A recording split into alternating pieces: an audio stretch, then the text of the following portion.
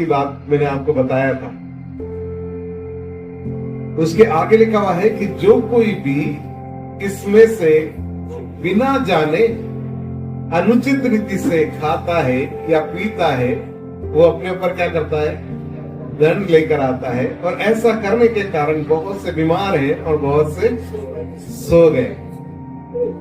अभी एडविन भाई बता रहे थे कि कई बार हम सोचते हैं कि वो काट कर क्या करते हैं, आग में डालने वाला, मतलब वो नरक में डाल देने वाला।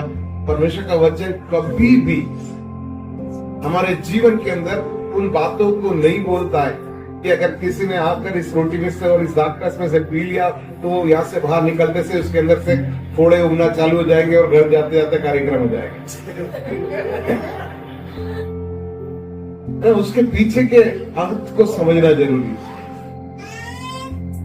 कि जब यीशु मसीह ने कहा कि मेरे स्मरण में ये किया करो, यीशु मसीह के कोड़े खाने से क्या मिल गया, चंगाई। उसके लहू बहाने से क्या मिल गया, पापों से छुटकारा। और उसके लहू से हमारे साथ में क्या कर दिया गया, एक नई वाचा बांधी गई।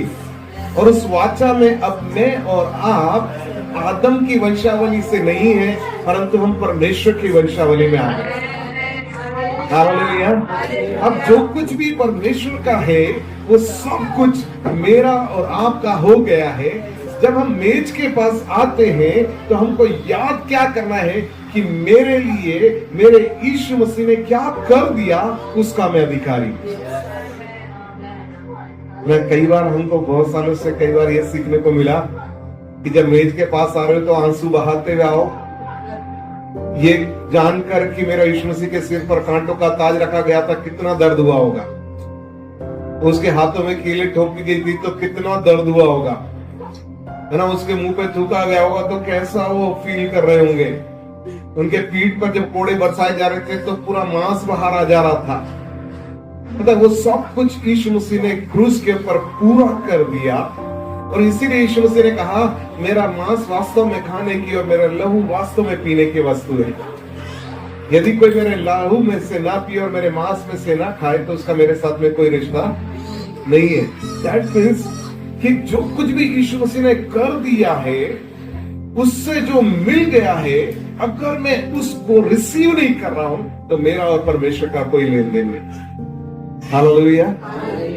तो ये बात को मुझको और आपको जानने की जरूरत है। हम मेज के पास आ रहे हैं, किसकी मेज के पास आ रहे हैं, है ना। प्रभु भोज की जो मेज है ना, वो राजाधिराज की मेज। परमेश्वर, एक राजा की मेज कभी देखी है आपने, है ना। वो बहुत भरी पूरी मेज होती है। उसमें जो लोग शामिल होते हैं वो इनवाइटेड लोग होते हैं। जिसका राजा के साथ में कोई रिलेशन होता है वो उसके अंदर इनवाइटेड होते हैं, वो उसके अंदर शामिल होने वाले होते हैं। और वो राजा के इक्वल बैठते हैं। हालेलुया, है ना। और वो आंसू लेकर नहीं बैठते वहां पर,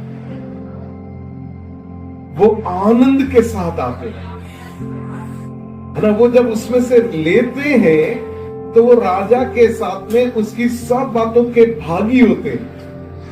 हालेलुया। समझ रहे, जब ये परमेश्वर मेरे अंदर एक रेवोल्यूशन के रूप में डाला था ना, मैं बहुत उत्साहित हो गया था कि प्रभु आपकी मेज के पास में जाना। इसीलिए कल जब जैस्मिन पूछ रही थी मुझसे, जब डाल रहे थे प्रभु भोज के बारे में कि इसके अंदर क्या लिखना चाहिए बाबा, मैंने कहा परमेश्वर की मेज में शामिल होने के लिए आए और उत्साह के साथ और प्रार्थना के साथ आए, है ना। कई लोग बोलते पश्चाताप के साथ आने। पश्चाताप ऐसा नहीं है पूरे सप्ताह संभाल के रखा हुआ है भर के पूरा, और फिर यहाँ के मेज के सामने उंडेल रहे, है ना। ये प्रभु मुझे क्षमा कर दे, मैंने ये पाप कर दिया, मैंने वो पाप कर दिया, मैंने, प्रभु बोले मैं इनके लिए भरा पूरा लेके बैठा हुआ हूं और ये क्या कर रहे हैं, रोते हुए आ रहे। दूल्हे के पास में साथ में जाने के लिए तैयारी कौन थे, 10 आई थी, 5 तैयार, है ना। 5 लेकर ही नहीं आई ऑयल एक्स्ट्रा, 5 एक्स्ट्रा ऑयल लेकर आई। जब धूम मची तो क्या हुआ, उन्होंने अपने उसको तैयार किया मशालों को, और राजा के साथ सेलिब्रेशन में क्या हो गई, शामिल हो गए। आज की सुबह जब हम मेज के पास में है ना, हम जो कुछ भी परमेश्वर ने उस क्रूस पर अपने पुत्र के द्वारा हमारे लिए कर दिया है, उसके कोड़े खाने से क्या मिल गया है ना, प्रभु मैं धन्यवाद देता हूं कि मेरे लिए हो चुका है ना। उसके लहू बहाने से मेरे लिए क्या हुआ, प्रभु मैं सब कुछ रिसीव करता हूं और मैं धन्यवाद देता हूं। जब मैं इसमें से खा रहा हूं, प्रभु मैं रिसीव कर रहा हूं जो कुछ भी उस देह के द्वारा मेरे लिए किया गया है। प्रभु मैं धन्यवाद देता हूं, जब इस कटोरे में से पीऊंगा, प्रभु जो कुछ भी आपने उस वाचा में मेरे साथ बांध दिया है, वो सब कुछ मैं रिसीव कर लेता हूं।